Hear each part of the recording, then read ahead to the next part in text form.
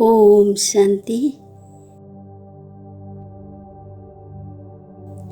സാക്ഷി സ്ഥിതിയുടെ സീറ്റിലൂടെ വിഷമത്തിൻ്റെ ശബ്ദത്തെ സമാപ്തം ചെയ്യുന്ന മാസ്റ്റർ ത്രികാലദർശിയായി ഭവിക്കട്ടെ.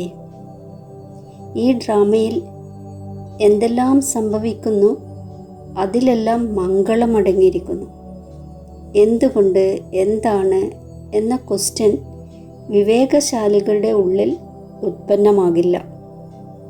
ബുദ്ധിമുട്ടിലും മംഗളമടങ്ങിയിരിക്കുന്നു.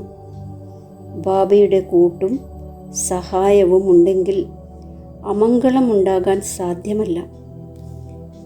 ആ തരത്തിലുള്ള സ്ഥാനത്തിൻ്റെ ഇരിപ്പിടത്തിൽ ഇരിക്കുക എങ്കിൽ ഒരിക്കലും വിഷമമുണ്ടാകാൻ സാധ്യമല്ല.